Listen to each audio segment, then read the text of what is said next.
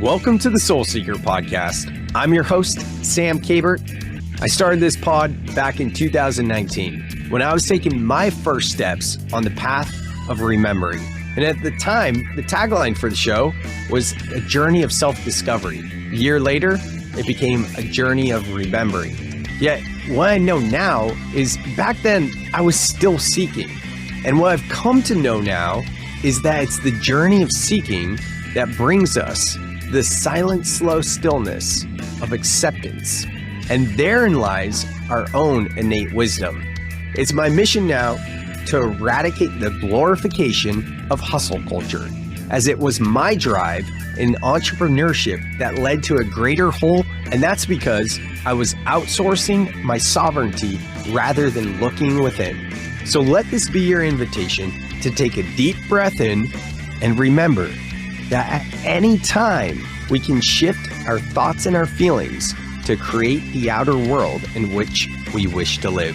Soul Seekers, it's time to grow. Let's go. All right, here we are again for another episode of the Soul Seeker podcast. I'm your host, as always, Sam Kabert, sitting here with John Chavez, who is the founder of DMT Quest. But before we get into all that, as always, we'll just ground in with 3 breaths. So John, for yourself, for me, all of you listening, you can always breathe with us. But if you are in a place where you're driving or doing anything where you can't close your eyes, just keep your eyes open. And I invite you to just breathe, just take 3 conscious, slow, intentional inhales and exhales.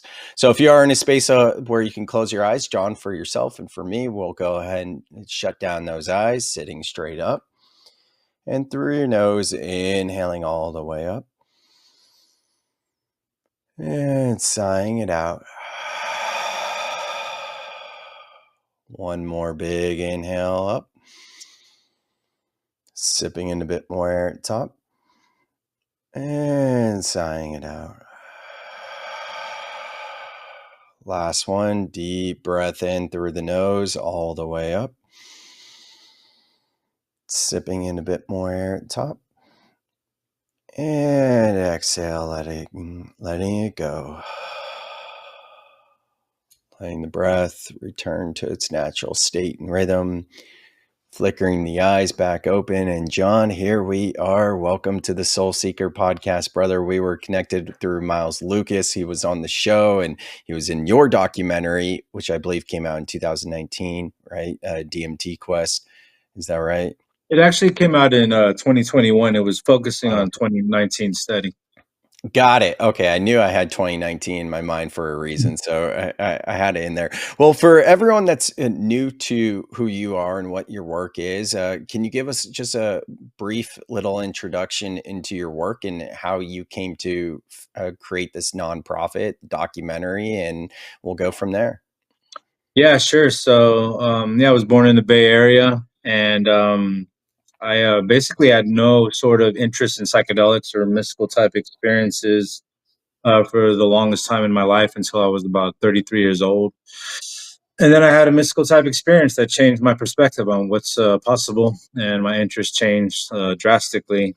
Prior to that, I was having like a healing crisis of sorts. I had a pulmonary embolism at the age of 32.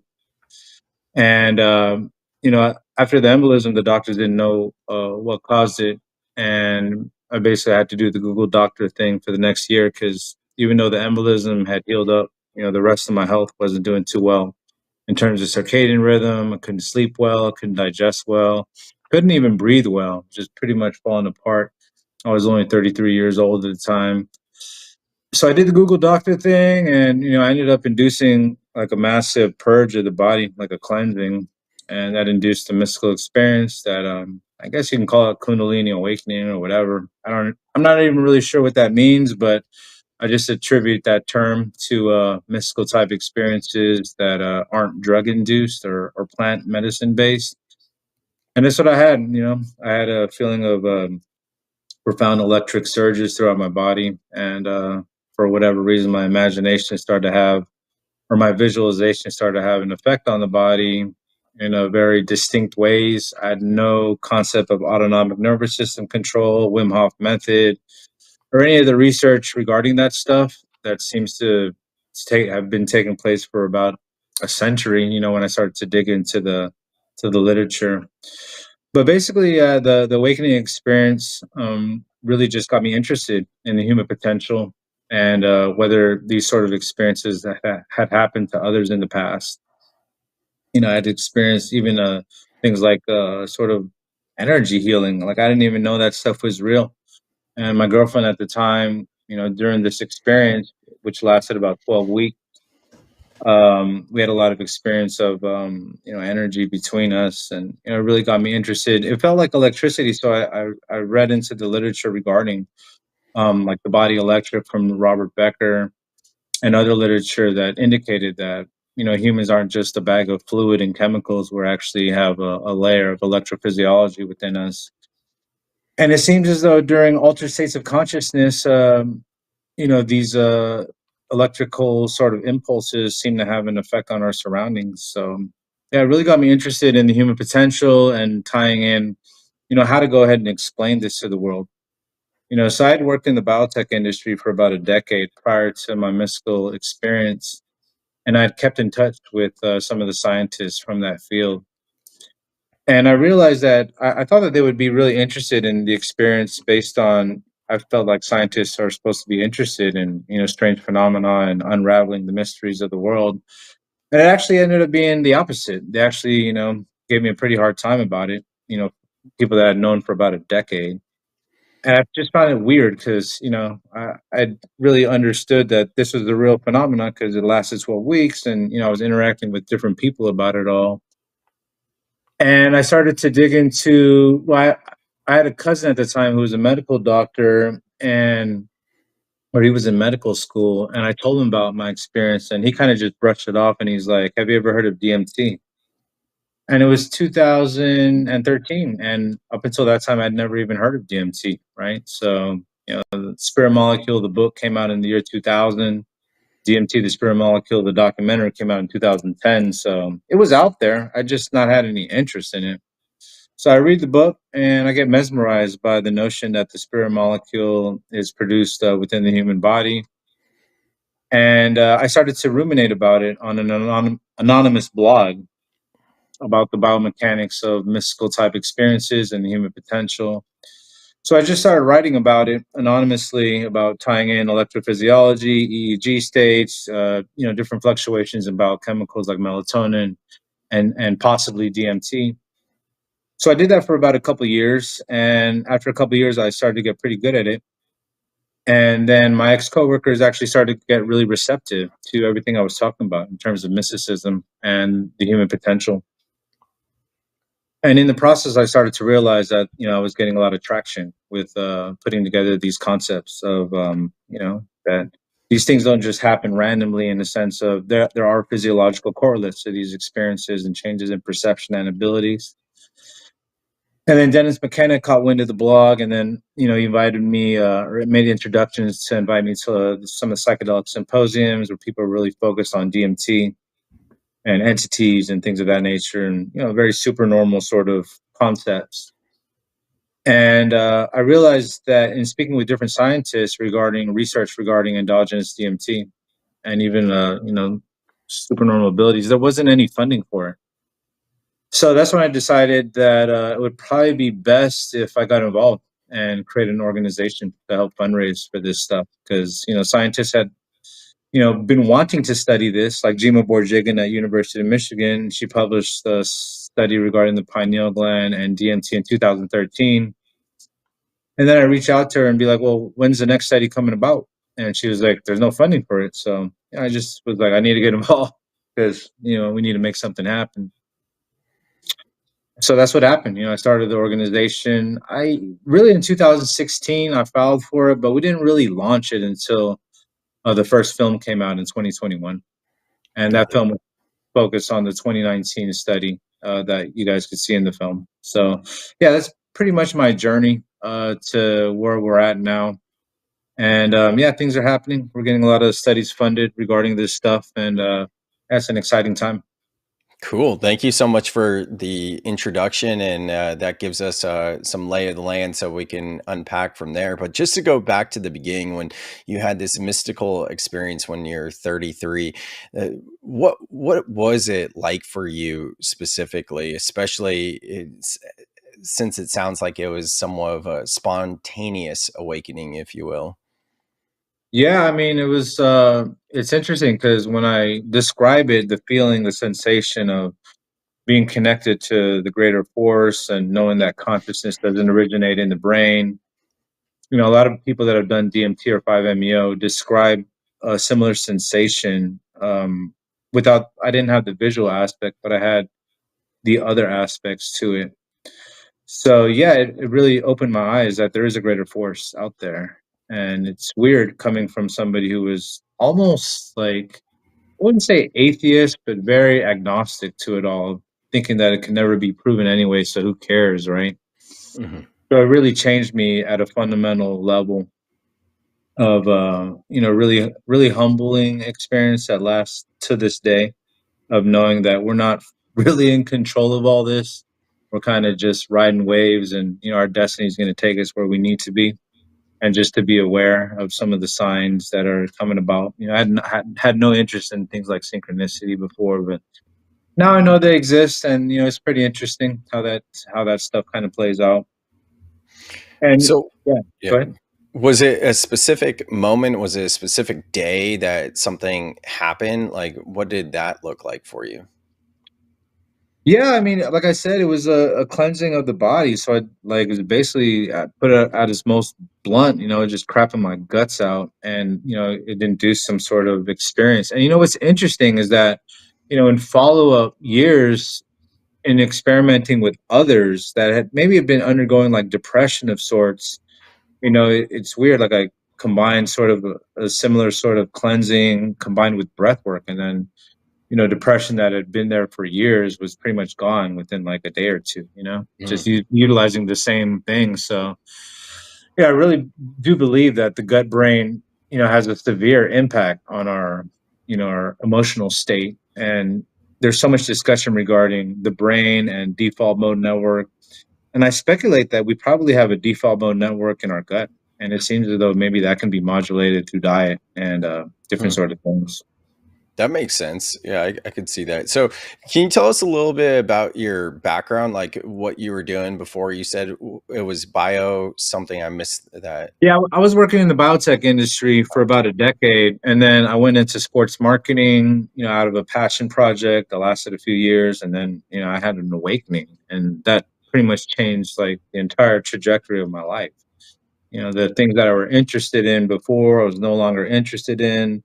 And I started reading like a book a week regarding, all this stuff regarding psychedelics, mysticism, spirituality, just trying to kind of understand what was going on because I'd not been exposed to this stuff before. So it just really made me aware that a lot of people had been studying this and talking about it for a long time. So I wasn't alone. I just Mhm. didn't really understand where I was in the ecosystem of it all. And yeah, that's kind of where I was at for a while. And so now I'm doing this completely full time. And yeah, we're getting a lot of good work done.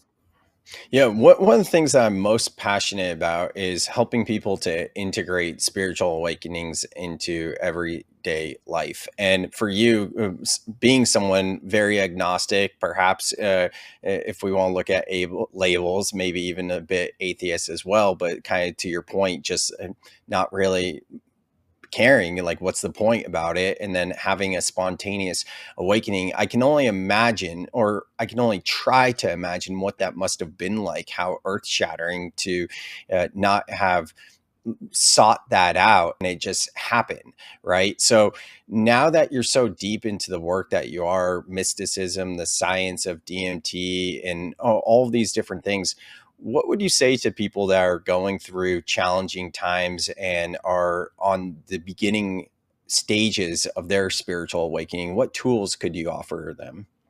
I'd say watch the film because it helps to kind of create a grounded perspective of what could be going on, not necessarily just for yourself, but as a communication tool. Because that's really I think the most difficult aspect is the communication between what's going on internally and the way that you're interacting with the world. It's really difficult for people who are going through a mystical type experience, and then the others around them are not, and they're like, "What's going on with this person? Are they just going crazy?" And that's usually not the case. Usually, it's just your time to have an awakening of sorts, an expansion of your consciousness. And people need to understand that they're not alone, that this has been taking place since the beginning of mankind. And for whatever reason, it could be accelerating now. It's hard to say because I'm immersed in this space, but it seems as though there's some sort of phenomena going on that's accelerating these type of experiences. So yeah, just I would say to people to know that they're not alone. This is seems to be a natural process of maybe even our evolution as a species to have these awakenings, and that there is some research going on regarding it to ground it, to create.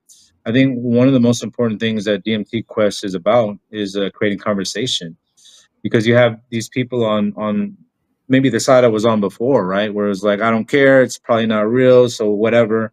And then the other people that have been in this space, that they know it's real, and it's an ongoing thing.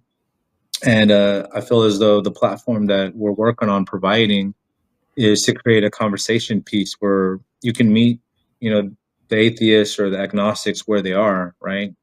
You go from a molecule that's undeniable, and it seems as though it's produced within the human body, definitely within all mammals.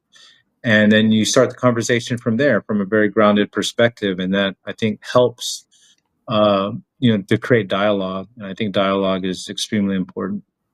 From a scientific point of view, because I'm not up to date on the latest, but you Mhm. probably are. What do scientists and researchers believe about why we have DMT in us right now? Like, what's the most current up to date thing that you're aware of? Yeah, a lot of scientists believe that it's a neuroprotective chemical, that it's getting upregulating during hypoxia, so like low oxygen states, to keep the neurons alive. Like, that's one theory as to one of the things it does. It's not the only thing that it does, but the emerging research, like the research that we highlighted in the 2019 study, show that DMT seems to be produced at similar levels to serotonin and dopamine in the brain, throughout the brain, not just the pineal gland. So that's just there's so much more to uncover regarding this, right? And realistically speaking, there's only been a few endogenous DMT studies that have taken place. Like I said, GMO did the 2013 study on the pineal gland, and then John Dean did the 2019 study that unravel a lot more things. Like, it seems as though DMT is produced at various parts of the brain, that is produced similar levels to other neurotransmitters, and it is upregulated during the near-death experience. It seems it went up like 600% in the visual cortex. This year, it seems like there's going to be another study that comes out showing that DMT is produced at double the levels of dopamine in the cortex. But these are just fundamental facts, right? This doesn't really say what it's actually doing, what kind of role it's playing. And I think that's going to emerge only after dozens upon dozens of studies that take place, both in humans and rats. So there's still a long ways to go before that question is really answered. Yeah, that's what I figured, but just wondering if you had anything there. And you're currently working on a new documentary, is that right? Yeah, working on DMT Quest too. We're going to be focusing on this new study coming out of Michigan. Lead scientist was Nick Linos, and it was a big finding, right? I mean, there's so much discussion regarding dopamine addiction, the dopamine nation, those type of headlines and research, talking about the importance of dopamine. And it seems as though, based on this new study, that DMT levels are produced at double the levels of dopamine in the cortex. So, wait, you're telling me that we produce a psychedelic, the spirit molecule, at double the levels of this dopamine neurotransmitter that has all this importance, right? So it seems as though that would allude to the notion that DMT is probably playing a pretty important role in our everyday waking neurochemistry. Yeah, right. Absolutely. That makes sense. And with that study, I guess what does the process look like for you? I mean, you've already done DMT Quest and released that in 2021, but I'm curious to aside from like how you integrate spirituality into the everyday life, like from a grounded point of view, now you have like a very deep burning desire within you to share this information. It seems as though the research was probably a new level of depth to this specific subject matter, which is definitely outside of your comfort zone to dive into that, starting to understand it all.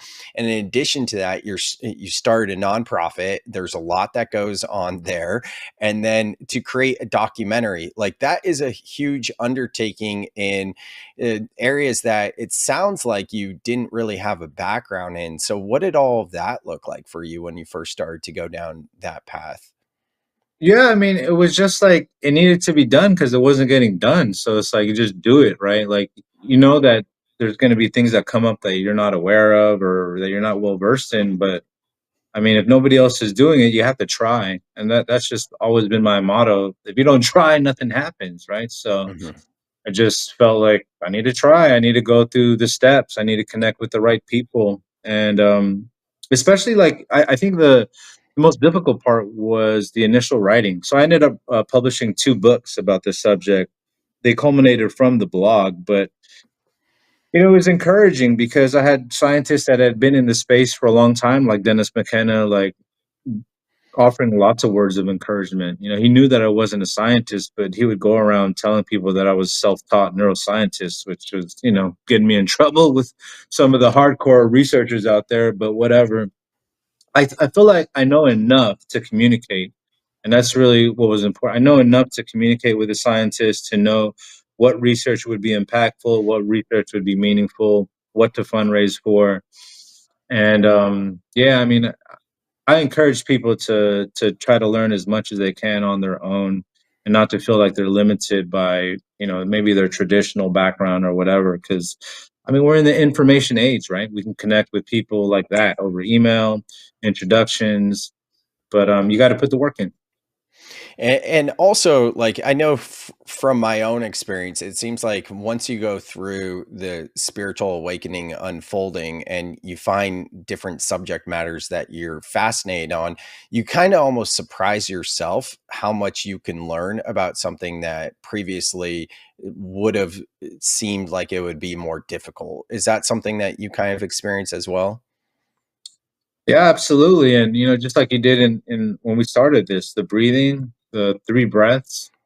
I encourage people to learn and breathe at the same time because it seems as though there's Mhm. something about the breathing pattern while you're learning that can open up your psyche to more information and more connections. I feel like that is something that is not well known field of learning, but there is some literature indicating that breathing in a certain pattern, like through your nose, can allow you to kind of ingrain information in your brain in a more efficient manner to make connections. So, yeah, there's just like little tricks out there that people aren't aware of. And it's interesting because, you have the breathwork sessions and then you have, very sort of like just research based, kind of like on the computer stuff. But there should be like a combination of utilizing this to, help this. Have you ever felt overwhelmed by emotions and unsure how to move through them? Sam created the Breath Club to help you find calm and clarity. In this free online community, Sam teaches how to regulate your nervous system through breathwork and process emotions effectively. Did you know that most emotions only last 90 seconds when you fully allow yourself to feel them? This is called the 90-second rule, and it's a powerful tool backed by science for emotional healing. Each week, Sam hosts live calls to guide breathwork practices and create real connection. You'll also get access to an online course and pre-recorded breathwork videos. The link to join is in the show notes. Yeah, I wrote about that in my recent book, Overcome the Overwhelm. Like, as you're reading this, notice that you're most likely holding your breath. I mean, we all do it when we're reading, we're holding our breath. For me, when I'm typing an email or writing a blog or a book or whatever it might be, social media posts, something as small as that, whatever it is, I'll be like, oh, I'm doing it again. I'm holding my breath. And it's at that point we have that awareness so that we can choose to respond versus react. Because usually the evolution seems like we start to shame ourselves, we start to guilt ourselves and be like, oh no, I'm doing it wrong. I'm doing it wrong. Which, if we can alchemize that in the moment to like, oh wow, I just built that moment to moment awareness. Let me celebrate that. Now I can respond. Like for me, that's been one of the most impactful parts of my journey as it relates to not just breath work, but just creating presence, you know? Yeah, absolutely. It's super important. That's great that you're writing about that and spreading that message, because you'll see that if a society holds their breath, they're anxious. That's just what it is, right? I mean, they've done research showing that if you just expose somebody to carbon dioxide, you can make them anxious. What do you think is happening when you're holding your breath, right? The CO2 is building up, hitting that sort of panic button in your brain, and it doesn't need to be there. All you need to do is, take 3, 4, 5 deep breaths and, smooth it all out.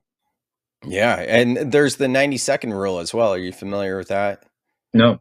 Our body has a 90-second physiological response when we experience an emotion. And the reason why we continue to stay stuck in that same feeling over and over again is because we're unconsciously disassociating, numbing, and distracting, which creates a new thought loop in the brain, which sends a new signal to the body, starting a new cycle over and over again. So one of the things I'm most passionate about is just teaching people how to reconnect with their feelings and their thoughts so that we can start to just automatically be like, oh, here it is coming up, instead of numbing, disassociating, distracting. Let me be with it so it doesn't build up and compound into compartmentalization that never actually gets processed, you know? Makes a lot of sense, man. No, that's very valuable information for sure. Yeah, absolutely. Well, back to you. So you're working on the documentary now. When it's coming out in a few months, is that right? Realistically, we're in the middle of it right now. We just did some interviews, and realistically, we're probably looking at July, like late July, just to keep it safe. Maybe even August, but ideally July. And ideally, we'd be done with that one and working on episode 3 as well. Episode 3. Cool. Amazing. What else can you tell us about what you're working on these days? Yeah, so we've been facilitating a lot of research within the past 6 months. Really, we funded some research at UC San Diego regarding imaging DMT, endogenous DMT in the human brain. That's never been done before. So they've measured DMT in like the cerebral spinal fluid and blood and urine, but it's never actually been imaged in the human brain. So I think that's a pretty interesting project that Dr. John Dean's a part of. He was the one who was featured in the 2019 study. He's not doing animal research anymore. He's doing human research. He's also going to be launching a extended state DMT study, which is different than the core DMT Quest focus. But there's a lot of interest in it, at least publicly, regarding extended state DMT. So he's going to be launching that research at San Diego as well this year. There's another group in San Diego that's going to be looking at I guess there's a very specific aspect of neurochemicals that quantify them as neurotransmitters compared to hormones, and they're going to be doing that to validate DMT as a potential neurotransmitter in the human body. So that's another study, and also we're probably going to be funding that this within a month. There's another San Diego project. I wrote a medical hypothesis paper that I published, I believe, last year, whether Wim Hof Method breathing can induce conscious metabolic waste clearance of the brain. Most of the time, when people think of waste clearance of the brain, they think of sleep. But there's the possibility that breath work alone, and especially Wim Hof Method breath work, can accelerate waste clearance of the brain. So we're going to be doing an MRI study, actually measuring the lymphatic activation of Wim Hof Method on that. So that could have profound implications for neurodegenerative conditions. I'm really interested in the Alzheimer's space. It seems as though, for whatever reason, altered states of consciousness, like breath work, light, sound, all the stuff considered hippie stuff, seems to have a positive effect on the brain. I mean, there's even research out of MIT that stimulating the brain with light and sound at the 40 hertz range, so that's the gamma range, and they're showing that that has a profound effect on the neural immune system, and it's specific to that frequency, which we speculate that that uh, that frequency is where DMT is being upregulated. So that's another research project we're going to be doing at UC Davis this year. Is going to be doing that same exact stimulation that MIT is doing for neural immune system activation in Alzheimer's models. But we're going to be doing the same activation of light and sound and seeing if it upregulates DMT more than other frequencies. And also, we're going to be doing a cold immersion study to see if that upregulates endogenous DMT in the brain. Mm. So yeah, there's a bunch of studies that we got going on that are pretty foundational regarding endogenous DMT, and we're also going to be branching out to do some hyperscanning study at UC Irvine regarding the potential synchronization of two systems at a distance, so two people at a distance, with I guess you can call it like energy healing or whatnot. I don't think that's ever really been done before in a thorough manner. So I think that's I'm interested in all the spaces. So from the hardcore neuroscience of endogenous DMT to the human potential in general regarding altered states of consciousness. So that's just kind of like a brief overview of things that we're looking at. I can send you a list of the other stuff that we got going on as well. Yeah, that's amazing. So when you study DMT, like when you're talking about cold immersion or the Wim Hof method, it's pretty clear, right? You would have the Wim Hof method being done, or you would have someone go into cold immersion. But for some of those other studies, do you have them do a certain form of breath work, or how are you how are you actually studying DMT? I don't have a scientific background at all, so I'm just like I don't know how that works, you know? Yeah, so for the animal research, like let's say the cold this is going to be animal research. So they do what is it called? Live microdialysis in the brain. So live microdialysis, they have a probe in the brain that takes fluid samples of the extracellular fluid in the brain, and then they run it through a machine to go ahead and measure like all the neurotransmitters. So you're talking about serotonin, dopamine, like dozens of them, and then they're going to include DMT in there to see the fluctuations. So yeah, that's the way they're going to do the cold study. That's the way they're going to do the frequency study. In terms of John Dean's measuring DMT in the human brain, it's a novel technique. It's a cutting edge technique that I don't think we can really talk about too much publicly, but it's something that's going to unfold, and we're going to go ahead and showcase that in the films once it happens. Cool. Yeah, I was just wondering if like if it were humans, a person, because I think you had Miles do that in the documentary. He's a Wim Hof instructor. For anyone that isn't familiar with Miles Lucas, he was on the podcast. He has a company called Breath Fitness. He specifically really helps people to increase their endurance, their stamina. Highly recommend connecting with Miles. He's an incredible dude. But you had him going into a facility doing a certain style of breath work and then measuring that. So I was just wondering if it was anything similar, but it sounds like you don't need to get like a person or the animal in that state to study DMT then. In certain cases, yes. Like for that specific pilot run, that was just measuring the EEG, so the electrophysiological changes in the brain that coincide with the breath work. And there's the hypothesis that when you do intense breath work like that, it upregulates the faster brain waves, the gamma waves in the brain. And there's a speculation that that brainwave specifically, or the faster brain waves, coincide with the upregulation of endogenous DMT. So, like I said, we're going to be doing some research in terms of brain entrainment with that in animal models to verify whether that's the case or not. So, there's a lot of things that are speculative, and you need to take the necessary steps to go ahead and prove it. So things go from hypothesis to data driven. Mhm.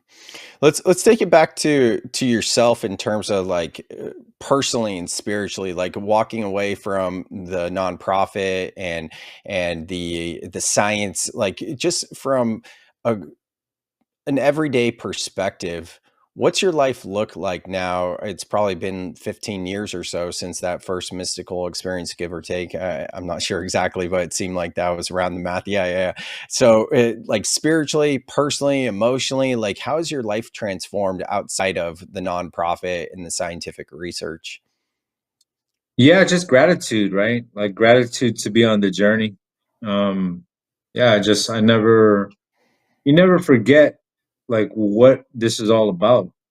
I mean, it's such a humbling experience that you just have gratitude for everything, even like things that don't work out, like health wise. Like if you're having like some sort of health complication or whatever, I feel as though to maintain a level of gratitude throughout the good and the bad is key.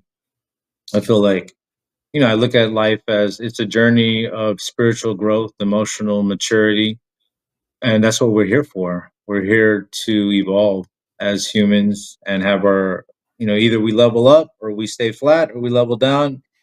And it seems as though there's information indicating that maybe even concepts like reincarnation are real. It sounds far fetched, but if you look at the totality of consciousness, potentially not originating in the brain, the University of Virginia research, all the experiences people have under psychedelic experiences, near death experiences, hypnotic states.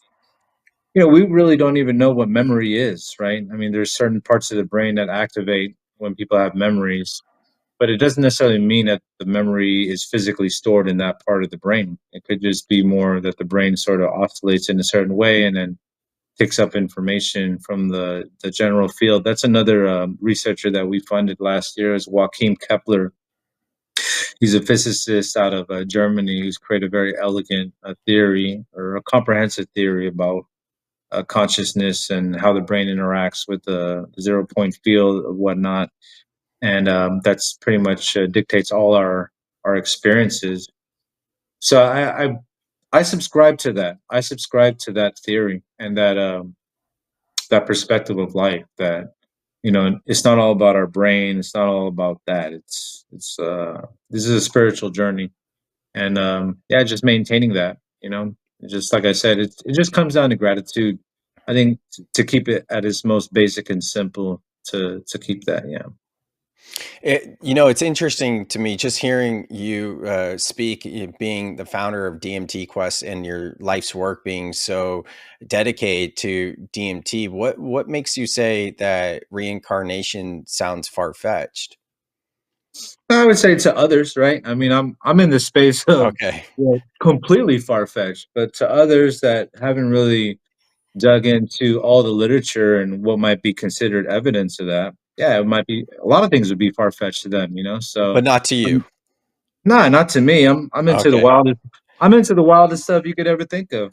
Yeah, I just need to clarify that because that wasn't adding up for me. I was like, huh? Like, what do you mean far-fetched? Yeah, to others, okay, yeah, fair enough. What about like a spiritual practice? Do you have any sort of specific spiritual practice to keep you connected? I would say conscious breathing is key.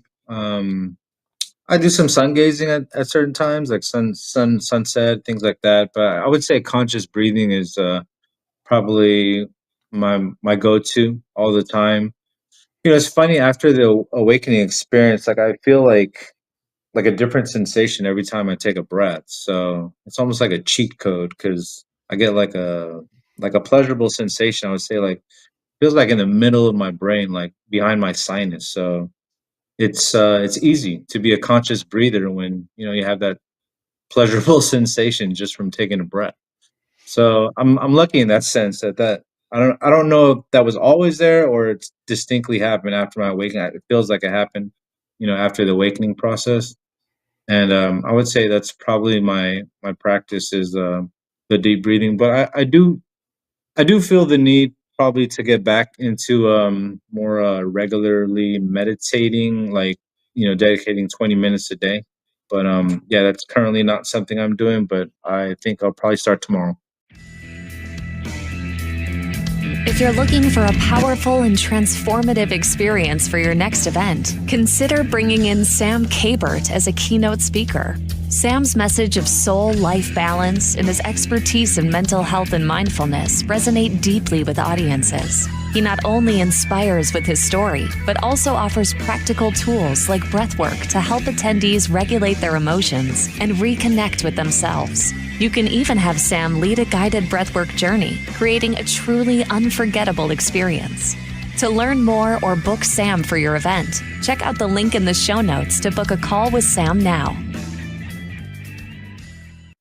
Oh, there you go. Yeah, some commitment. It's funny. Last year, it was like I mentioned before that I'm from Santa Cruz, and you said, or I live in Santa Cruz. And I'm from Gilroy. That's where I initially grew up. What part of the Bay did you grow up in? South San Francisco. Oh, okay, cool. Yeah, yeah. So we're right near each other, especially now that you're in Texas. That's a lot closer than Texas. But yeah, last year, almost every single day, I would walk down to the beach, do my breath work, meditate, and jump in that ocean. And I remember one day in January, it was like 6 a.m. or maybe even earlier, pitch black. I didn't miss it because I had a flight, and I was like, I'm staying committed. And for whatever reason, this year it's just not been the thing. I still do my beach walks, usually twice a day, at least morning and evening for sunset. Today it's raining, but either way, I'm not sitting down there doing my breath work, meditation, and doing the ocean plunge as much as I used to. And it's just interesting to see how things fluctuate, and sometimes it is as simple as just bringing that awareness to it and be like, maybe that is something I need to bring back, or maybe it isn't, right? Because we can put that pressure on ourselves. And I know for myself early on this path, it was like approaching all the things that I thought I quote unquote needed to do, like, let me do my breath work, let me meditate. After that, I'll journal about my experience. Then at some point, I'm going to get my apple cider vinegar with lemon water and Himalayan salt in, and just all the things, check, check, check, check, check. And I think for a lot of us that are like in that human doing, going to a human being, we approach becoming the being with the doing. And I believe that's okay if we can use it as a tool to get us into the being and experiment what different modalities and things help to work with us. But when we really are just doing these things and we're not present while we're doing them, so that we aren't actually in the being, then it's just counterintuitive. Yeah, no, I completely agree. I mean, I got a cold plunge, and sometimes I'll just get in and not even think about it, and then I get out, and it's like, okay, whatever. Like it didn't really have like a. I guess if I was more consciously present in it, then it would have had a more profound effect. But you can go through the motions of these things, like you said, not be conscious about it, and like they won't have like the as profound of an effect. I was just with a great sound healer from New York, Alexander Tanis. And the one thing that he brought to my attention was the concept of very intense listening. So you can hear something, right? Like if you put like music on, you can hear it, but it doesn't mean that you're actively listening. And there's a very big difference between like actively listening to every note, taking it in, sinking it in. And that goes for everything, right? It's not just sound, but it's an interesting thing to observe around the South for sure.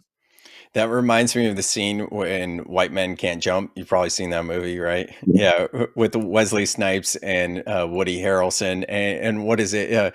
Does he say, are you hearing Jimmy? You're listening, Jimmy, something like that. But Yeah. I know yeah, exactly what you're talking about, and that's real I stuff. I always loved that scene when I was a kid. I mean, I love that movie. White Men Can't Jump is such a great film for sure. I recently saw this straight up wizard. This guy, Peter Evans, down in Santa Monica. He's like a straight up wizard. It's wild. But I saw him a few weeks ago for the third time in the past few years. And that was one of the things he was talking with me about in terms of listening, and to have a 360-degree perspective of our listening. And he was talking about with like vision, we have like a 90-degree angle with our vision, but with our hearing, it's 360, and to really pick up from all the different angles. So I love that you brought that up.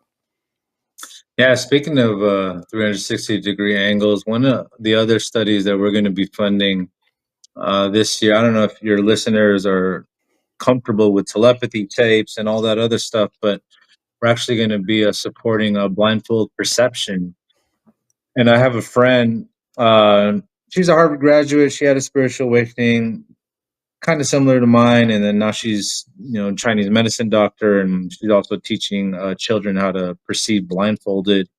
And it's interesting because, these kids can see blindfolded. You put, images or whatever in front of them blindfolded, they could see it. But, some of these kids are actually have the ability to see behind their head when you put things behind. So, yeah, there's something about our ability to perceive sound and possibly other things in a 360-degree manner. I love all that. And I have a lot of friends who are into the telepathy tapes. I listened to the first episode or two, and I couldn't personally get into it because I'm not as much into like data and all of that. I'm like, yeah, no, I've had my own experiences and I 100% believe it. It's just not like where I wanted to put my time and energy. It didn't captivate me in the first two episodes, but I know so many people that love the telepathy tapes. That said, there was an experience a few years ago. I was part of this like spiritual mastermind, and we were divided up in a few different groups. And I was at one of the coaches' houses, and one of my friends was at a different coach's house, like just doing something that we were preparing for the mastermind.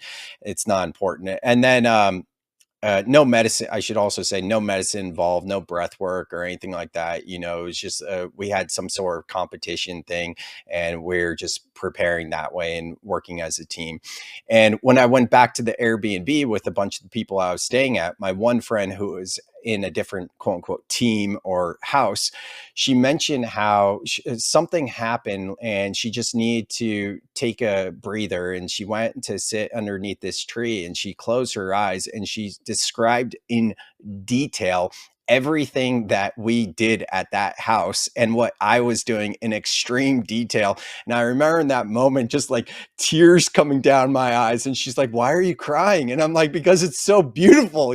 Like when you experience these moments of astral projection or whatever it might be, for me, I love the data and science so that we can reach those people that you're talking about.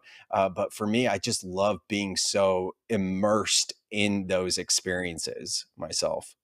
Yeah, that's awesome. I mean, everybody has their job in this world, and I feel like that's really what we're here for. Everybody plays their part, and yeah, these things are real.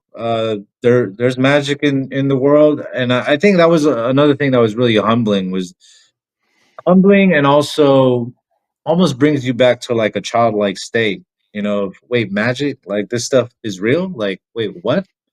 Because like as adults, you grow and then you think the world is a certain way, and then it loses its magic. Everything gets stagnant. Everything is like, they'll figure it out, or that definitely doesn't exist. And then you have the mysticism involved, and then everything changes. You become like childlike in certain ways, and like the eye, like your lens of the world is like awe, and just yeah, it's a gift. And I feel like that's part of what DMT Quest is about, is just making people aware, especially the adults, right? That haven't had those experiences, that, these are gifts that we can access, and, it'll change your life for sure.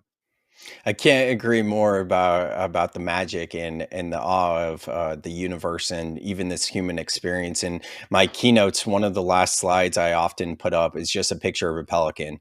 And then I ask the audience, like, what do you see here? And I hear bird. I hear bird a lot. It's great when someone says pelican. Bird's kind of funny.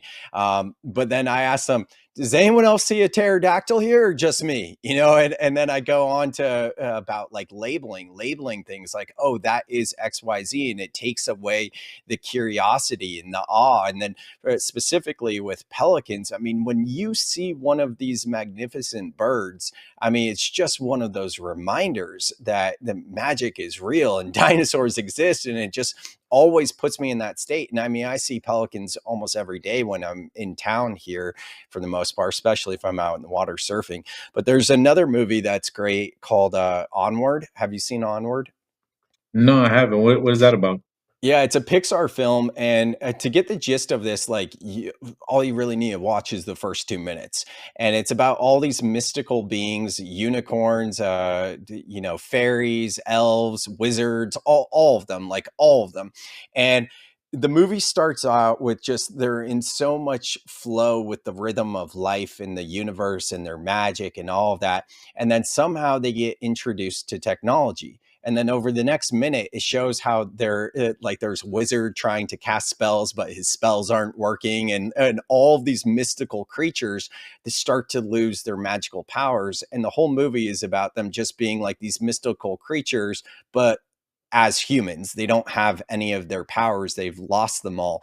And in that first 2 minutes, it really sets the tone for everything that we were just covering here. And this, and the awakening age that we're going through is a reconnecting to the universe at large and our different powers. Like you were talking about with the telepathy tapes or the study with the children with the blindfold and knowing what's going on behind them. So it's so cool. Yeah, it's wild times. I mean, that's why I think that DMT Quest is going to still focus on the hardcore science aspects, but I think we're going to start to dabble more into, the human potential and the magic stuff because, I mean, you have the whole psionics thing with the UAP stuff that's going crazy, right? Like, you have legitimate guys talking about whatever, meditating to connect with the UFOs. So that's like its own thing that's going big. Like we said, telepathy tapes is going big. I was just at a Joe Dispenza event where people are inducing spontaneous remission of disease via altered states. I think, like I mentioned earlier, the altered states having a healing effect on neurodegenerative conditions and maybe could even help address things like Alzheimer's disease. So you have like a lot of storylines emerging that are pointing to the fact that magical states of consciousness are definitely on the forefront of a lot of people's minds now. Were you at the progressive retreat or the 7-day? I was at the one in LA, the progressive. Oh, sweet. I was there too. Yeah. Cool, man. Yeah, it was a good crowd. Yeah. 5,000 people. Yeah, a bunch of people. And yeah, they're doing it up big and they're continuing, right? All over the world and spreading the message of that. I'm a supporter of Dispenza and Wim Hof and pretty much everybody in the space of human potential and magic. So yeah, I love to see it. Cool. So good. Well, thank you again, John, for taking the time. For everyone listening, you can go to the show notes. I have the website for DMT Quest there, John's Instagram too. And of course, the documentary that came out in 2021. You can watch that for free on YouTube. Makes it super easy to stream it to your TV or what have you. John, thank you so much for taking the time to come on the Soul Seeker Show. Thanks so much for having me, Sam, and looking forward to connecting in the future. And all your listeners, look out for DMT Quest 2. It's going to come out in the summer, and we should have more interesting information for y'all. Awesome. Thanks so much. Thank you so much for listening to the very end. I hope you enjoyed this episode just as much as I did. I really enjoyed talking with John, learning more about what he's up to with DMT Quest. And if you want to go deeper with John, see what they're up to, you can check out the website. You can go to their social media. There's a link in the show notes as well to watch DMT Quest if you haven't seen it. If you want to go deeper with me, the easiest way to do so is to join the free Breath Club. You can find all the information about the Breath Club in the show notes. Other than that, I will see you on the next episode of the Soul Seeker podcast.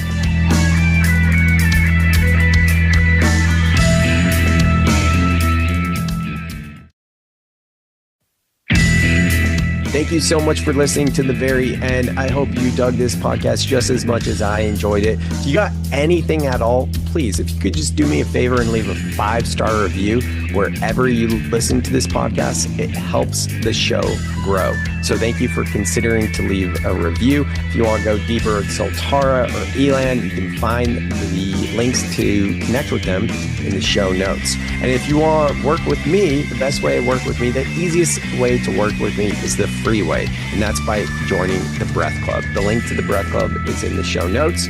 And also know that I'm available for one-on-one support, that is coaching and guidance, as well as keynotes and breathwork journeys for conferences and events. Thank you so much, and I will see you on the next episode of The Soul Seeker.